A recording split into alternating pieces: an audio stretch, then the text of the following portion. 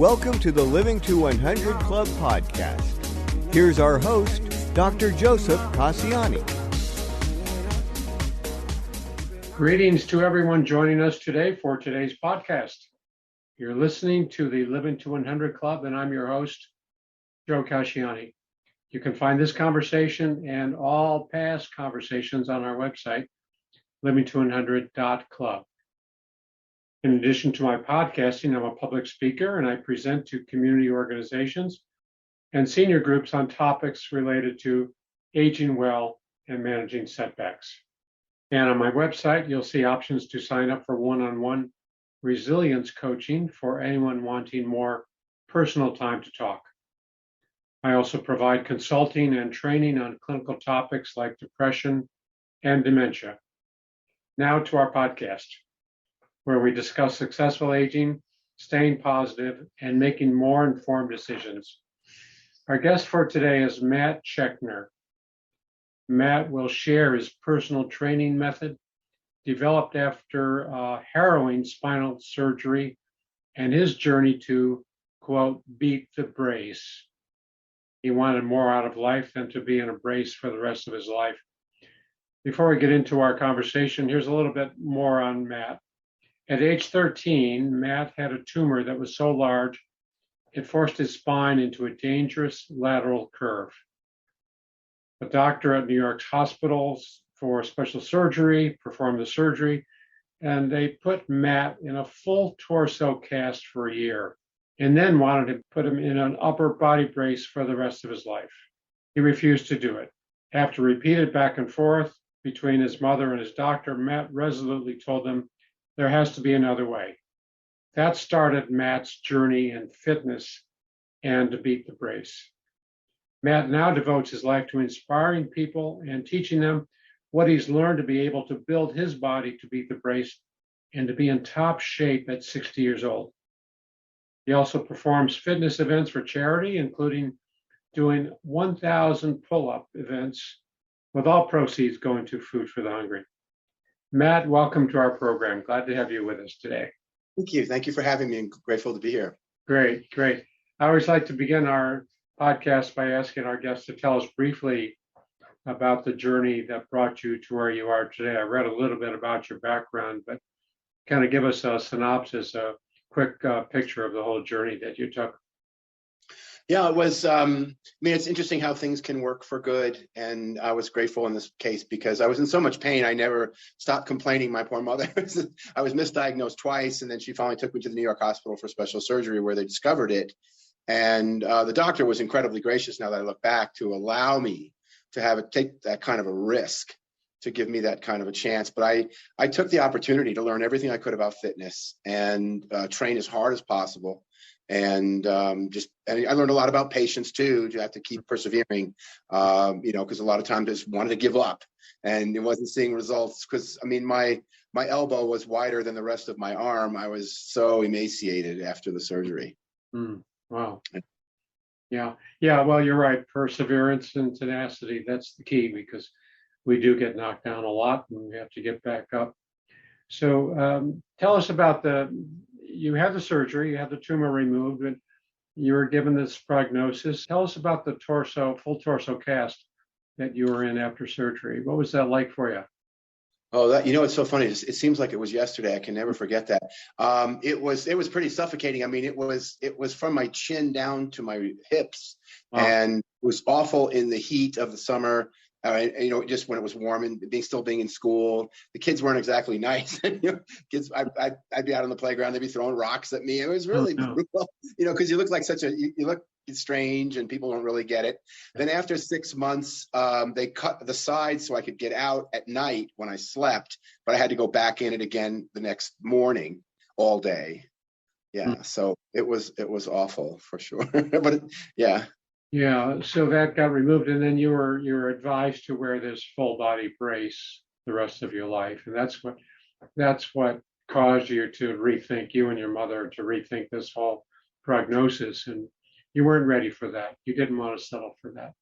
Yeah, and she was very upset with me because she said, "Who are you to argue with the doctor? This is the New York Hospital for Special Surgery.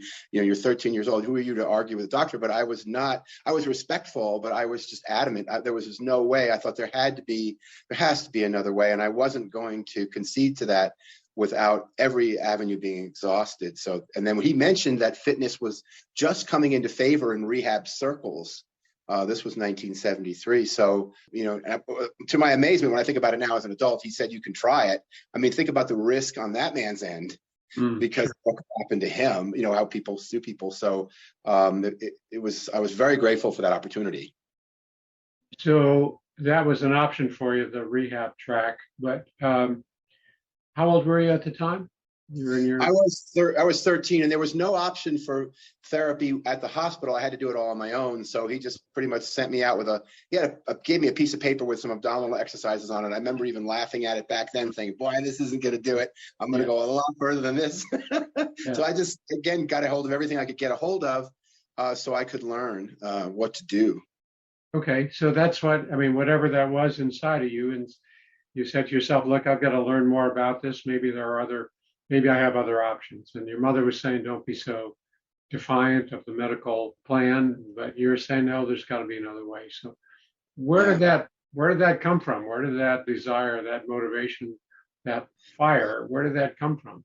I just imagine it was the way I was made. I thank God for that. And I think also it built it a lot more. It grew a lot from the experience because I had so many setbacks, and it was so hard because I was so incredibly weak and thin, and all the taunting you get and everything else. But so that just grew it even more. I think it made me a more tenacious person for sure. Sure. So, sure. Yeah, and that stayed with you. I can see that whole tenacity that stayed with you. So what did you do to build your strength back up? What were the exercises you learned about to build your body back up? Well, I focused largely on core to start, and that's still a very staple and foundational thing in my training. I think core is really, the essence of our body stability, and especially your back. But then as I continued to learn, I realized that the whole body needs to be strong to work together as a unit: the legs, the hips. And of course, every young man wants to build his chest and his arms, and so it started to grow more and more and become, more of a total training package for me. But starting really primarily with focusing on the core. Core meaning what? Your abdomen, your my abdominals, my low back muscles. Yeah.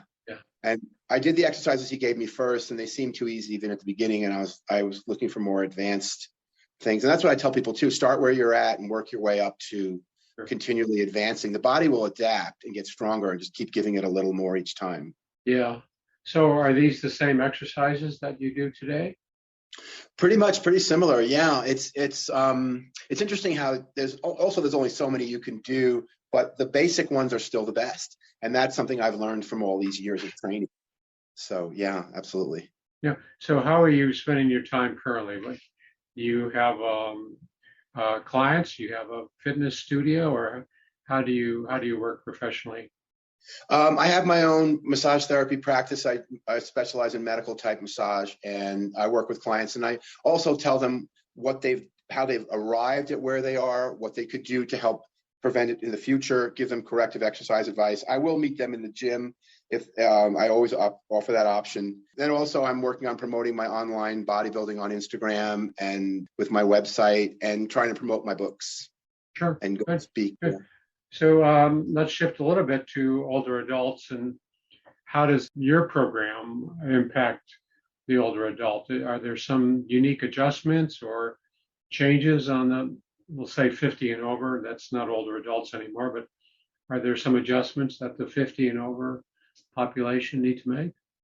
Yes, absolutely. I was very, very fortunate that when I was at Arizona State, there was a gentleman who was a grad student at ASU in my dorm who was studying his PhD on sports psychology, but he was teaching physical conditioning classes on campus. And he saw that I was into bodybuilding, and he recommended that I come work with him. He taught me the method that I'm doing now, which is really, I think, the essence of what's kept me training so well. So I feel like I'm 20 still. And the secret's in that. I call it the age-defying workout because it has certain elements that I know you would probably, I'm sure, agree with that are key. It's interesting because it's just as impactful for young people. For older people, it will allow them to keep getting stronger and allow them to keep training and reaching their full potential without injury. For a young person, it will do the same, but it will also prevent what's going to happen in the future. Because if they're training incorrectly, they're starting the process for degeneration, arthritic changes, and things later they may not see until later. But an older person will notice it right away that they're able to train very hard, very comfortably, and see progress and be injury-free. And that's the best part. You know? So the age-defying workout, I like that. Yeah. Can you describe that a little bit? What's involved? Well, it started with Arthur Jones, the inventor of Nautilus, and then certain people have, he also had a branch of his training called super slow. And then other people had taken that, his disciples, and made it into a whole system. And that's really the key element, is the speed of the motion when you go very slowly. In the book, I recommend what they recommended it when I originally learned it is 10 seconds moving out, or the positive part of the movement, and 5 seconds going back, or the negative part of the movement. That eliminates momentum, and that's what really hurts the joints. And it preserves the joints, and the body, you can train as hard as you like, extremely low risk of injury. And that's the beauty of it. And then what you do is you add a little bit of weight slowly at a time as people get stronger. You don't give them too much too soon, or they'll get hurt really at any age. So slower is better. Yeah, that's the key. It really is.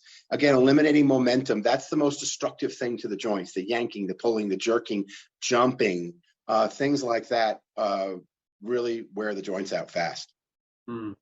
Nautilus started with their rower, didn't they? Am I recalling that correctly?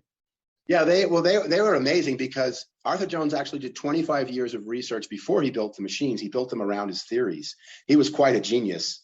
He invented the first rotary exercises that muscles working in a rotary motion, like a pullover with circular rotary motion. He also invented variable resistance, where it follows your strength curve, and the resistance gets harder as you get stronger, working the muscle more effectively and maximally. He was truly amazing. So I'm grateful for him. Yeah. So you've adopted, you followed that model, and this age-defying workout. I appreciate that, because it's making those adjustments. I mean, we're not going to start exercising in our 60s or 70s like we would in our 20s or 30s, but you have clients that would maybe be 50 and over, and you're helping them because you have to take into account other limitations, right? Maybe some arthritis, or maybe balance problems, or a lot of medical conditions that might be present. You have to make those adjustments, I take it, right? Yes, and that's where people need good advice on a personal level when they are training, because there's certain ranges that you need to stay out of if you have certain injuries. And a good qualified trainer will know that, to keep you out of certain ranges, depending on what's going on, what pathologies you might have. But again, it's interesting because people need to really have hope and really rethink things. I had a gentleman I was training one time. He was 82 years old. He was on the Nautilus seated row, and he was pulling in the seated row at 10 seconds in and 5 seconds back, 110 pounds.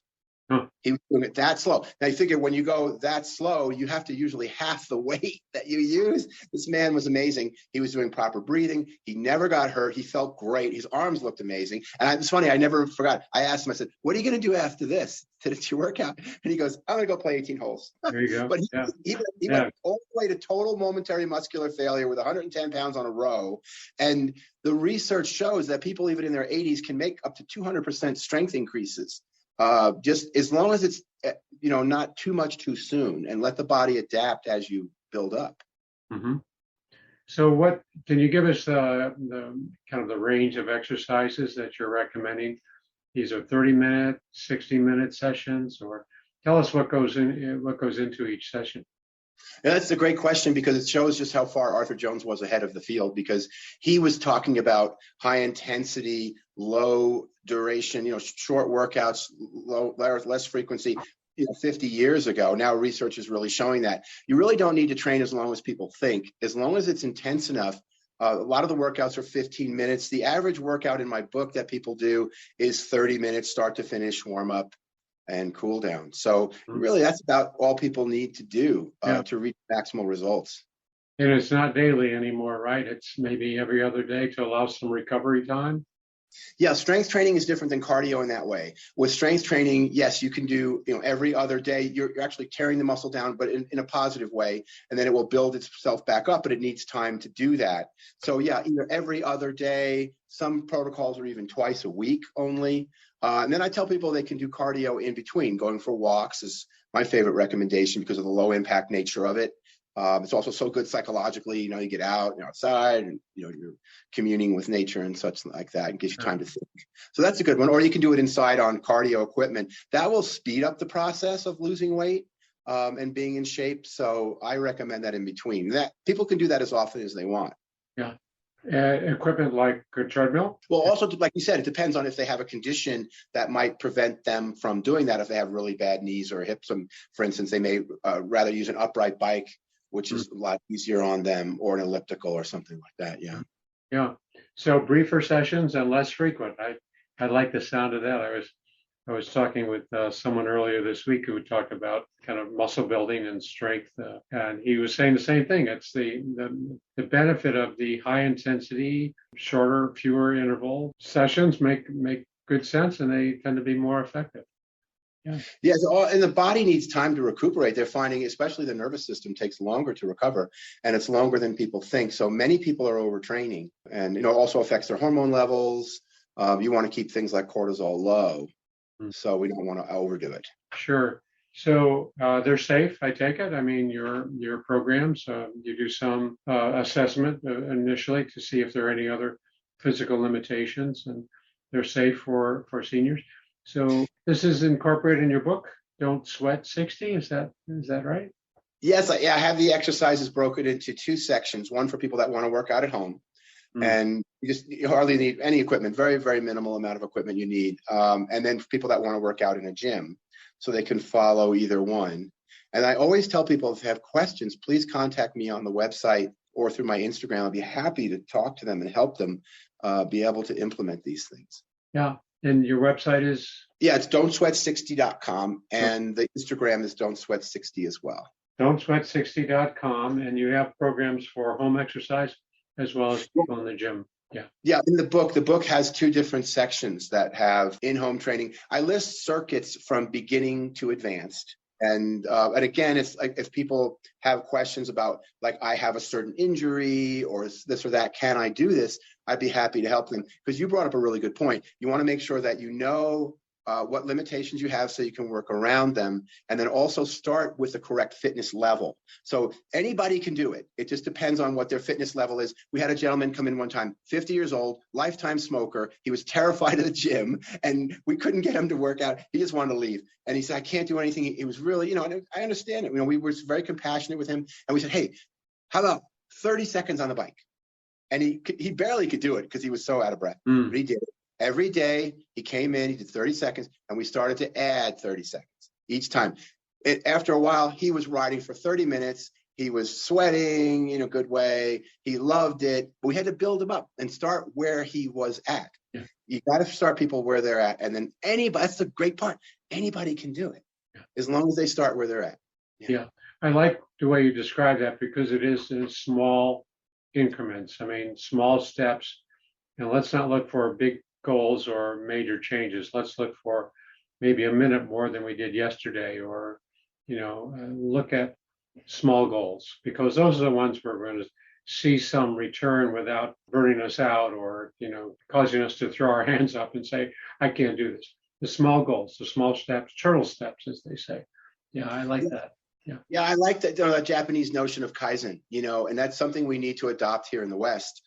To really incorporate that into our thinking. That's what really works. It builds a more solid foundation, a safer foundation. It's psychologically better and more adaptable. It makes really good sense, and we need to embrace that, because a lot of times in this country, we want things right away.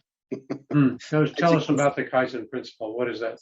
Yeah, they originally adopted that as a business method too, to get the most out of their people, to have them reach their total potential. But it's really about small steps, just like you said, and and you start where you're comfortable at, and you work your way up. And that's It's a great philosophy too, because it's very realistic.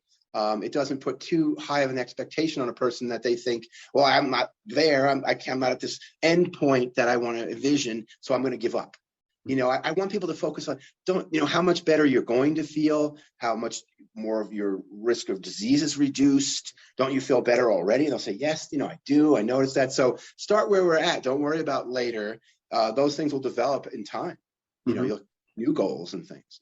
Yeah. I'm curious what your thoughts are on motivation, people that might have some motivation problems.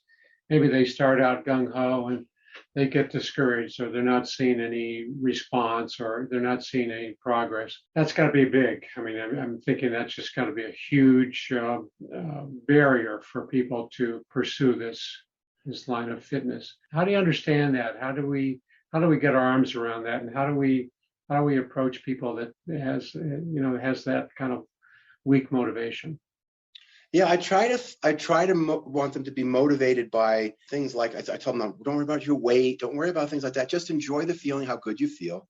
The quality of life that you'll experience will be improved. Like you can be with your grandkids more, or you don't go so tired at the end of the day. You start to notice these little things. They're huge. I want them to see just how big those things are, and also how much they're, like I mentioned a few minutes ago, their incidence of disease will be way reduced. To think about where they were and where they are now. A lot of times what happens is people are thinking so far ahead, they forget where they started. Like, remember when you started and your back was in so much pain, you couldn't even stand up straight, but now you can. So it's like appreciating all the little steps and not seeing them as anything small. They're big, they're major. And I get so excited when people come back and say, hey, you did it for a month. That's awesome. It's great. So I think that kind of encouragement is really good. That's why I want to be there for people. I love to dialogue with them. If they want to email me and ask me questions, I want to help them stay encouraged. Accountability is a big part of that. So I'm willing to help them in that way to encourage them. The other thing is people need to realize is you want to have realistic goals and expectations, but also a lot of times people they don't succeed because they're either not training consistently enough, or they're not training hard enough, or they're not doing it correctly. So I have to make sure those pillars of the foundation are there, because sometimes people are like, well, I'm doing all this and it's not working, but then you find out they really weren't doing it. Or maybe they weren't eating like they're telling you. So we need to also be realistic about like what does work. One of the problems is, people are bombarded with things in the media that some are really good and some aren't. Some are not true. And, lose 30 pounds in 30 days. You see all these things. And they warned us about that at school when we graduated, how it's going to be so money motivated. People need to realize, what the body can give up in terms of fat. Not very much, maybe half a pound of max a week.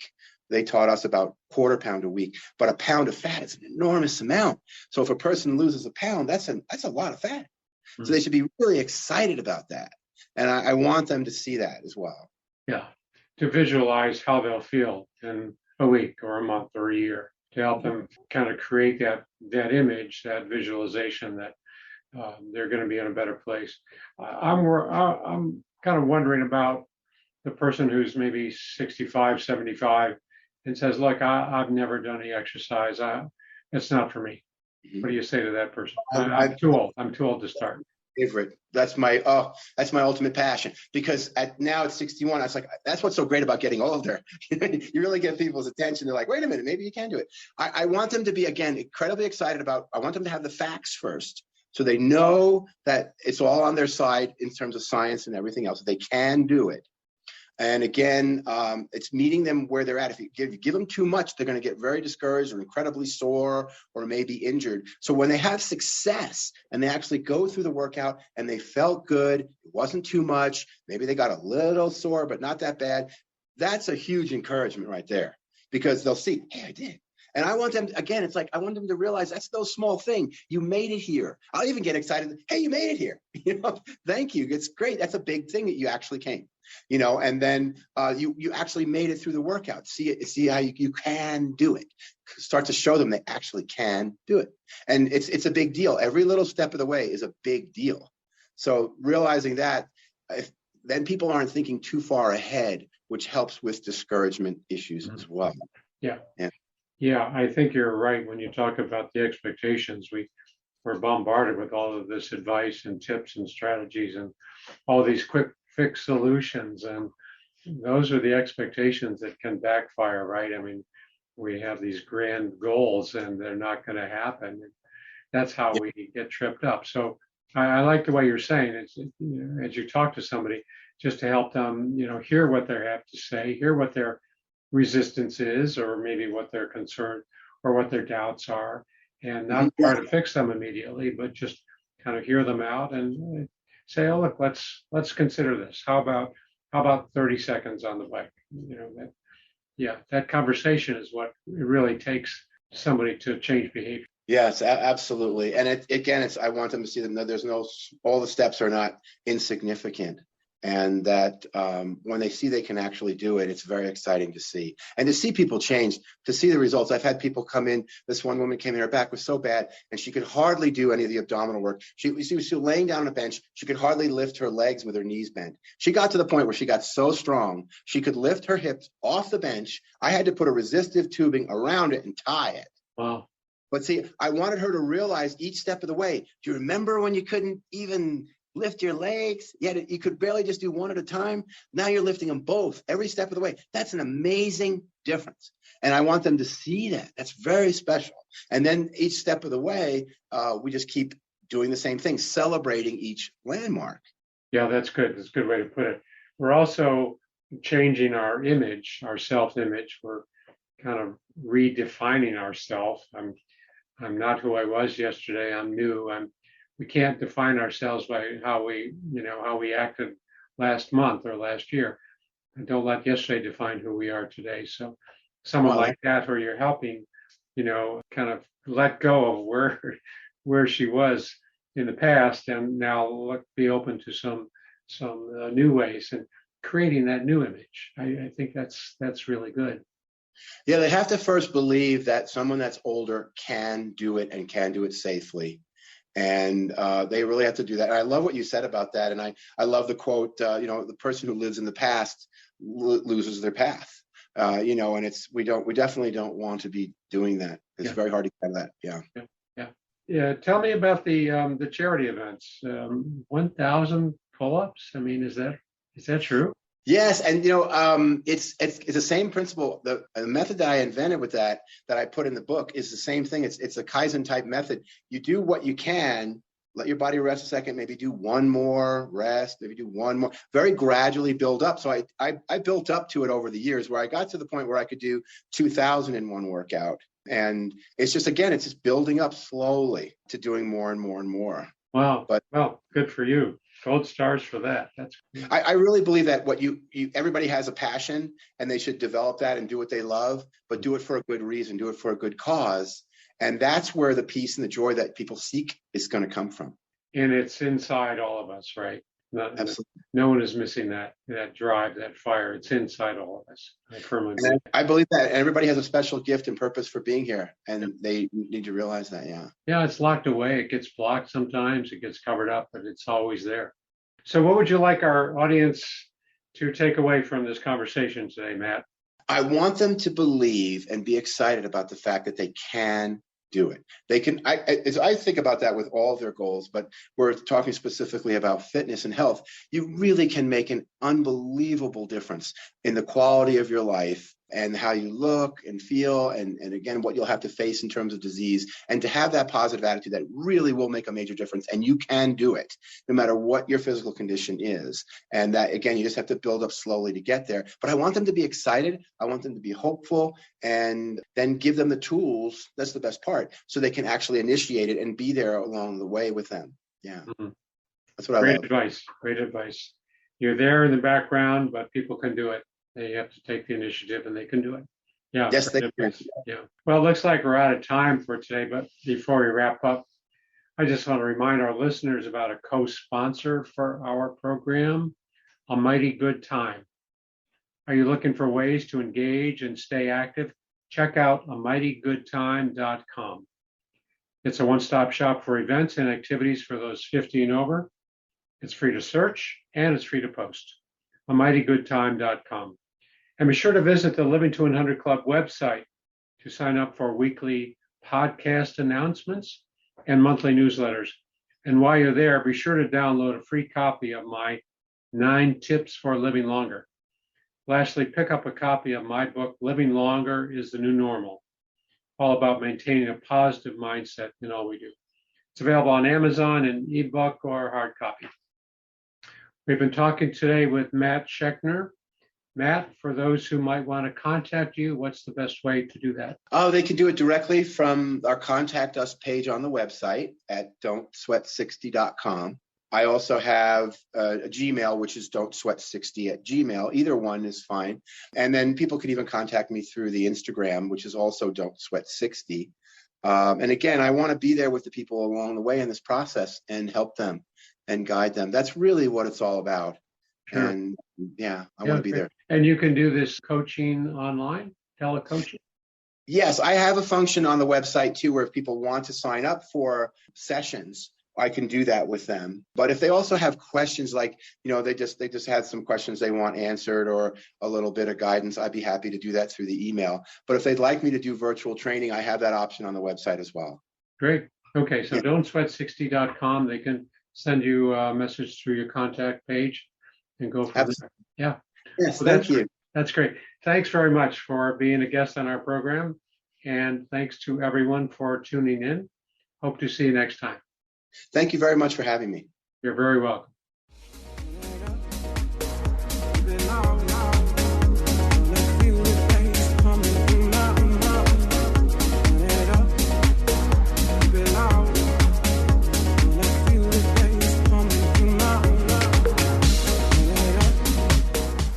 Hey everybody, Jared Sebestier, host of Retire Repurposed. This podcast is dedicated to help people transition into fulfilling and purposeful retirements. Retirement is a big life change. In fact, the 2 most dangerous years of a person's life are the year they were born and the year they retire. Few people can just flip the switch from working a career 30 or 40 plus years, retiring on Friday without methodical steps to living what we call a repurposed retirement. To listen now, search Retire Repurposed on your favorite podcast platform, Senior Resource, or Life Audio.